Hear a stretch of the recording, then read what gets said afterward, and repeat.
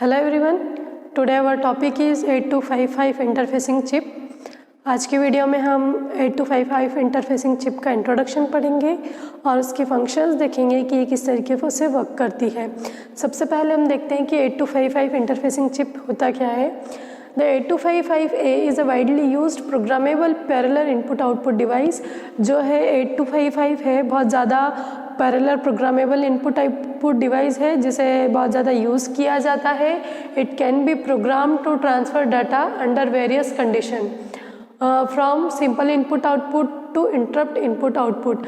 इसके थ्रू हम क्या कर सकते हैं, डेटा को ट्रांसफ़र कर सकते हैं अलग अलग कंडीशंस में। वो कंडीशन सिंपल इनपुट आउटपुट से लेकर इंटरप्ट इनपुट आउटपुट तक की भी हो सकती है। It is flexible, versatile and economical when multiple input output are required but somewhat complex। क्या है कि ये जो है बहुत ज़्यादा फ्लेक्सिबल है, वर्सेटाइल है, मतलब इसको कहीं पे भी एडजस्ट किया जा सकता है। वर्सेटाइल मतलब बहुत सारे वर्क में इसको यूज़ किया जा सकता है और इकोनॉमिकल है। लेकिन कहीं कहीं पर ये क्या है, बहुत कॉम्प्लेक्स हो जाती है। कहाँ पर होती है, जहाँ पर क्या है, मल्टीपल इनपुट आउटपुट की नीड होती है। It is an important general purpose input output device that can be used with almost any microprocessor। ये एक general purpose input output device है जिसे हर प्रकार के माइक्रो प्रोसेसर में हम यूज़ कर सकते हैं। अब हम इसका देखते हैं कि ये इनपुट आउटपुट पोर्ट, जैसे पिन डायग्राम कहते हैं हम, इसका जो पिन डायग्राम है ये 24 पिन का होता है।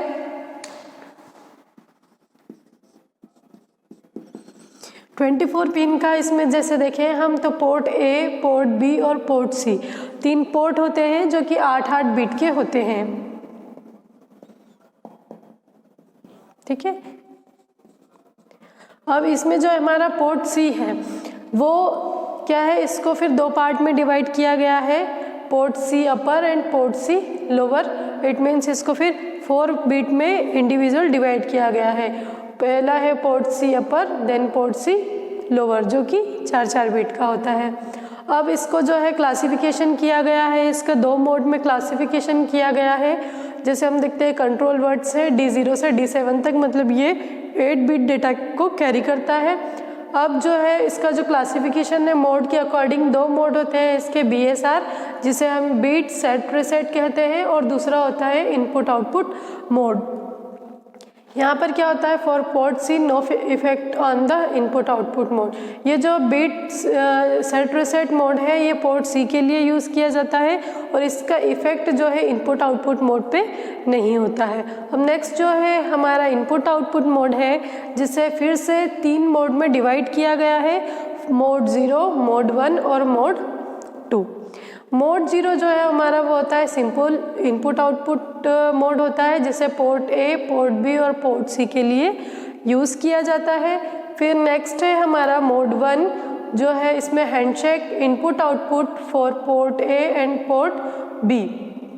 ये जो इस मोड 1 में क्या होता है, हमारा पोर्ट ए और पोर्ट बी जो होता है हैंडशेक मोड में होता है, और हैंडशेक मोड में आने के लिए इससे जो सिग्नल है वो पोर्ट सी से मिलता है। यहाँ लिखा port C bit are use to handshake signal. जब ये हैंडशेक सिग्नल देता है पोर्ट सी तो ये पोर्ट ए और पोर्ट बी क्या करते हैं, हैंडशेक मोड में वर्क करते हैं। फिर नेक्स्ट है हमारा मोड 2।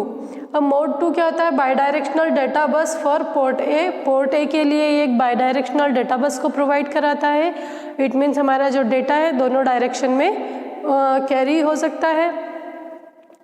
पोर्ट बी इसमें जो होता है या तो मोड 0 में रहेगा या मोड 1 में रहेगा। फिर port C are use for handshake signal. ये जो पोर्ट सी है वो हैंडशेक सिग्नल के लिए यूज़ किया जाता है मोड 2 में भी।